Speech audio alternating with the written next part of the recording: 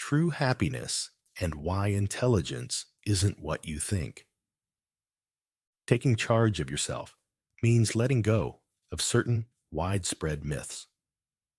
At the top of the list is the notion that intelligence is measured by the ability to solve complex problems, read and write at certain levels, quickly solve abstract equations, and formal education and academic knowledge as the true measure of personal achievement. This view of intelligence fosters a kind of intellectual snobbery that has produced very demoralizing results. We have come to believe that a person is intelligent if they have a series of academic degrees or great ability within some scholastic discipline, like mathematics or sciences, an extensive vocabulary, a great memory for recalling superfluous data, or if they are an avid reader. However, psychiatric hospitals are full of patients who have all the credentials duly presented, as well as many who do not. The true barometer of intelligence is a happy and effective life lived every day and in every moment of every day. If you are happy, if you live each moment making the most of its possibilities, then you are an intelligent person. The ability to solve problems is a useful addition to your happiness. But if you know that despite your lack of ability to solve certain types of things, you can choose what makes you happy, or at least avoid what will make you unhappy, then it can be said that you are intelligent. You are intelligent because you have the most effective weapon to combat the collapse, yes, the nervous breakdown. You may be surprised when I tell you that what we call a nervous breakdown or depression does not exist. Nerves do not collapse. Open someone up and look for their broken nerves. They will not appear. Intelligent people do not have nervous breakdowns because they're in control of themselves. They know how to choose happiness instead of depression because they know how to face the problems in their lives. Notice I did not say solve the problems.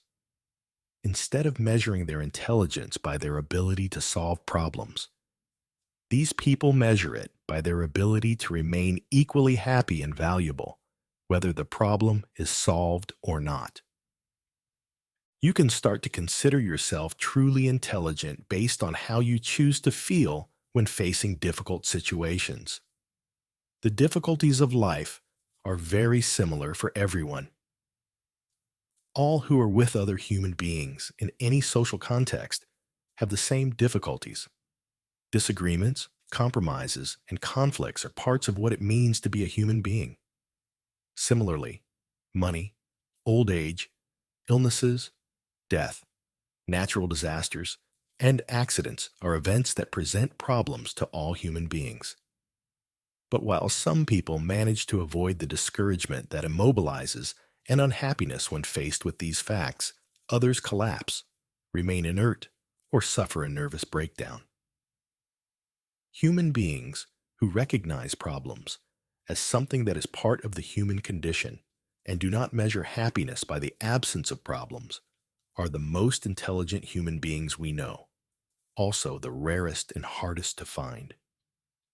Learning to take full charge of yourself will involve a completely new mental process and can be difficult because too many forces in our society conspire against individual responsibility. You must trust your ability to emotionally feel what you choose to feel at any given moment in your life. This is a radical concept. You probably grew up believing that you cannot control your own emotions, that anger, fear, and hatred, just like love, ecstasy, and joy, are things that happen to you. An individual does not control these things. They accept them when a painful event occurs. One naturally feels sad and hopes that something good and joyful will happen soon to feel good again. The major premise is clear. You have the power to think whatever comes to mind. If something occurs to you suddenly, something you chose to put in your head, even if you don't know why you did it, you still have the power to make it disappear. And therefore, you continue to control your mental universe. I can tell you to think of a pink antelope, and you can turn it green or convert it into a boar, or you can simply think of anything else you want. Only you can control what enters your head as a thought. If you do not believe this, simply answer this question. If you are not the one controlling your thoughts, who is? Is it your spouse, or your boss, or your mother? And if they are the ones controlling what you think, then send them to psychotherapy treatment, and you will get better immediately. But you know it's not like that. You and only you can control your thinking apparatus. Outside of extreme cases of brainwashing or conditioning experiments that are not part of your life, your thoughts are exclusively yours to do with what you want. Keep them, change them, share them, or contemplate them. No other person can get inside your head and have your thoughts as you experience them. You are the one who truly controls your thoughts, and your brain is your own to use as you want and determine. Your minor premise is indisputable. If you examine the historical evidence and use your common sense, you cannot have a feeling or emotion without first experiencing a thought. Without the brain, your ability to feel disappears. A feeling is a physical reaction to a thought.